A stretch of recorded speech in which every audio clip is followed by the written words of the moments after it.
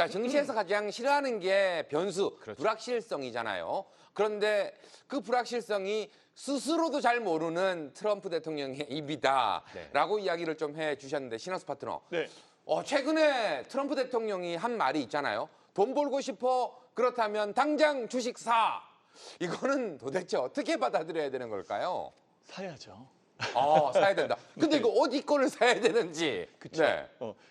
지금 현재 상황에서는 매수가 맞는 그런 타이밍인데 네. 또 그 주가가 올라왔다가 밀린 그런 상황도 굉장히 큰 그런 상황이죠. 그렇지만 어느 섹터로 들어갈 건가 이게 제일 중요하잖아요. 그렇죠. 그러니까 결과적으로는 어떤 분야를 선택하느냐가 제일 중요한데 이 부분은 트럼프 대통령의 입에 나온 말이 아니라 워렌 버핏식 투자가 훨씬 더 유리하지 않을까 이 생각을 해봅니다. 그래서 실적을 봐야 되고 지금 실적주에 대한 부분에서 우리나라 그 종목들 전체적으로 좀 움직이고 있거든요. 네네. 그러니까 실적을 위주로 보고 그 종목에 대한 수급 이런 쪽을 좀 더 집중적으로 파악해서 들어가는 게 맞지 그냥 분위기상으로 주식을 매수해라라고 한다면 그건 좀 답답한 부분일 거예요. 다만 트럼프 대통령이 그래도 모든 부분의 이 정책적 요소를 체크하고 있는 분이니까 네. 그 뉘앙스와 심리적 부분에서는 지금 현재가 타이밍인 건 맞구나라는 것을 선택하는 게 맞겠죠. 그 다음에 이제 종목으로 들어가는 게 유리하지 않겠나 이렇게 판단을 해봅니다. 근데 방금 얘기를 해주신 것처럼 우리가 어디에 신경을 써야 되느냐라는 부분에서 어쨌든 글로벌 유동성이 이런 신호를 보고 미국으로 들어간다면 국내적으로 봤을 때는 안 그래도 수급적으로 좀 아쉬운데 이거 영향이 더 미쳐지지 않을까라는 생각을 할 수밖에 없거든요. 전태진 파트너 봤을 때는 어떻게 보고 있을까요? 그렇기 때문에 변수가 아닌 상수에 베팅을 해야 되는 게 맞다라고 보여요. 오히려 더. 그렇죠. 네.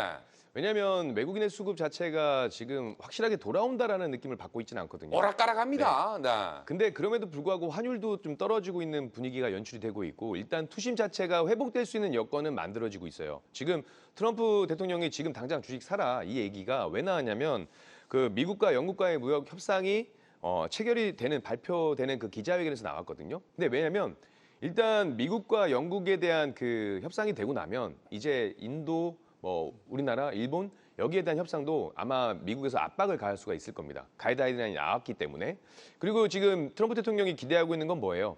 중국과의 그 협상도 실질적으로 뭔가 이루어질 것이다라고 기대를 하고 있기 때문에 네. 불확실성이 좀 해소가 되고 있다는 부분이거든요. 근데 과거에 여러분들 기억하실지 모르겠지만 지난달 9일 날 트럼프 대통령이 이 SNS를 통해서 지금이 매수 시점이라고 밝힌 바가 있습니다. 그리고 그때 미국 주식이 급등을 했어요. 근데 우연찮게도 우리나라 코스피 코스닥 지수를 보시게 되면 아까 제가 보여드렸지만 4월 9일 바닥을 딱 찍고 그때부터 우상향을 했어요. 네네. 그렇다면 그 패턴에 대한 부분들, 투심에 대한 부분이 나온다라고 한다면 저는 지금 변곡 포인트일 수 있겠지만 긍정적인 모멘텀을 좀 더 기대해 볼 수 있지 않을까라는 생각을 하고 있고 그렇다면 불확실성이 있는 변수보단 지금 어찌됐건 여러분들이나 TV에서 많이 나오는 지금 섹터들이나 종목들에 대한 이야기 많거든요. 네네. 거기에 좀 집중해서 관심을 가지고 보시면 좋은 결과 있으실 것 같습니다. 지금 말을 다 되돌려 보면 딱 하나의 결론이 나오게 됩니다. 한국경제TV 잘 봐야 된다. 그렇죠. 진짜 주식 일부 무조건 봐야 된다라는 이야기를 해주신 것 같아요. 자, 일단 신학수 파트너. 네. 지금 미중 간의 관세 협상 부분에 있어서 계속해서 이야기들이 좀 나오고 주말에도 이제 어떤 분위기가 나올지 몰라도 조금만 물러선다면 훨씬 더 좋은 협상이 될 수도 있을 것이다 라는 이야기들이 좀 나오고 있어요. 자, 그렇게 된다면 어느 섹터에 혹은 어느 종목에 집중을 좀 해야 되고 어떤 게 가장 빨리 좀 움직일까요? 일단은 빠르게 움직인다라고 한다면 그 앞선 그 관세 협상에 대한 부분에 영국의 사례를 좀 보는 게 훨씬 더 좋을 것 같아요. 네. 자동차 관련되어 있어서 관세를 없애준다라는 거죠. 그러면 우리나라 같은 경우에도 관세에 대한 여건에서 자동차가 굉장히 크게 작용하고 그렇죠. 외국에 투자하는 그런 부분, 즉 미국에 투자하는 여건들도 굉장히 발표를 했었던 그런 부분이 분명히 있어요. 그래서 저는 완성차 업종, 그리고 현대차, 기아 이런 쪽에 좀 집중을 하고 그 다음에 완성차가 움직인 이후에 부품주들이 따라서 움직이지 않을까 이렇게 생각을 하고 있습니다. 다만 현재 상황에서 시간이 조금 좀 딜레이 될 수 있는 상황이잖아요. 우리가 당장에 뭐 관세 협상에 대한 부분으로 들어갈 수는 없는 상황이니까 네. 그래서 거기에 혜택 받는 것들을 미리 준비하는 차원에서 완성차 업체, 완성차 업종 이쪽을 좀 보는 게 좋지 않을까 이렇게 생각이 듭니다.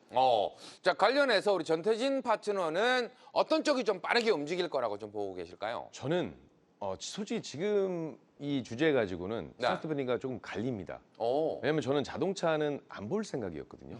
아, 자동차는 네, 집에 있는 자동차도 안 보신다면서요? 맞습니다. 네. 오히려 저는 지금 협상 카드로 쓸 수 있는 조선 기자재를 좀 더 보는 게 맞다라고 보여지고 있는데 아, 지금 올라왔음에도 불구하고 그럼에도 네. 불구하고 가지고 계신 분들은 그냥 쭉 가져가시는 게 맞다라고 보는 게 지금 이 영국과의 협상을 내용을 보잖아요. 네네. 그러면 디테일하게 좀 보게 되면 지금 기본 상호가세 10%는 유지가 됐습니다.